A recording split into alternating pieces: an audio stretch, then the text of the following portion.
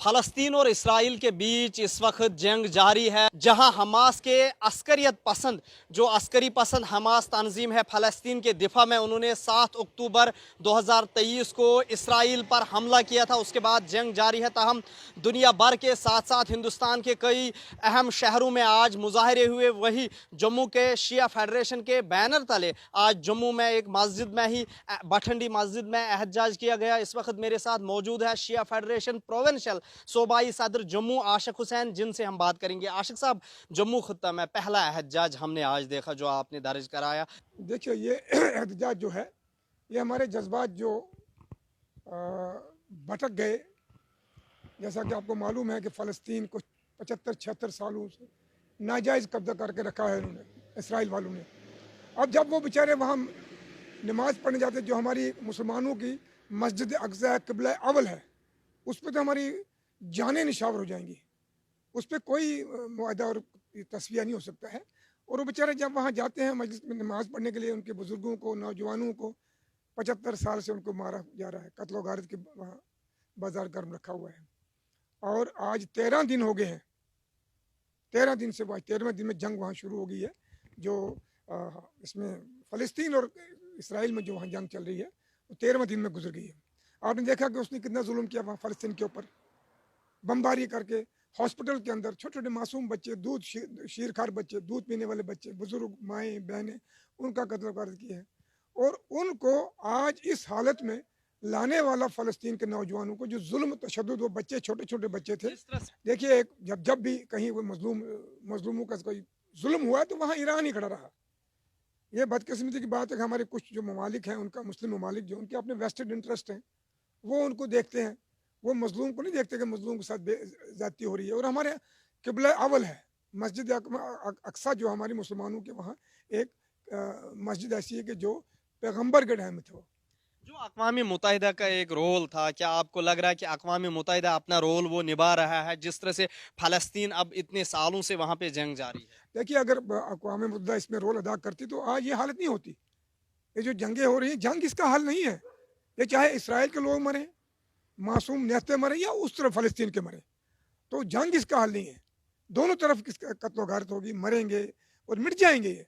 अगर यूएनओ ने अपना रोल अदा किया होता ईमानदारी और दयानतदारी से, आज ये हालत नहीं होती।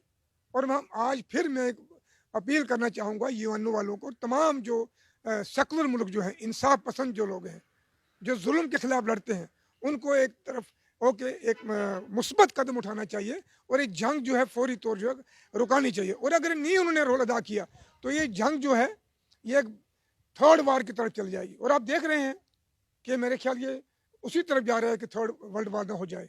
तो इसलिए मैं कह रहा हूँ कि उनको फ़ौरन, जितने भी हमारे मुस्लिम ममालिक हैं ईरान के अलावा, उनको चाहिए फ़ौरन इसमें मुदाखलत करें। और यूएनओ वाले, जिनका सबसे बड़ा रोल बनता है, और ये जो है तस्फिया हल चीज़ें जो है फ़लस्तीन के साथ हल करके फ़लस्तीन को उसके हवाले कर दे, जो मस्जिद अक़सा है, जिस तरह से मसला हल हो जाएगा। जिस तरह से ताकतवर मुल्क अमेरिका का की बात की जाए, तो जो हॉस्पिटल पे भी हमला हुआ है, जो अमेरिका का मौक़िफ़ है, वो भी बाइस तशवीश है। देखिए, ये तो भाई इंसानियत का कत्ल है ना। ये हॉस्पिटल में जो है ऑलरेडी वहाँ मरीज़ लोग हैं, बुज़ुर्ग हैं, बूढ़े हैं, मस्तूरात हैं, बच्चे हैं, शीरखार बच्चे हैं, उनको भी आप देखा, पूरी दुनिया ने देखा कि बमबारी की गई। ये कहाँ का इंसाफ है?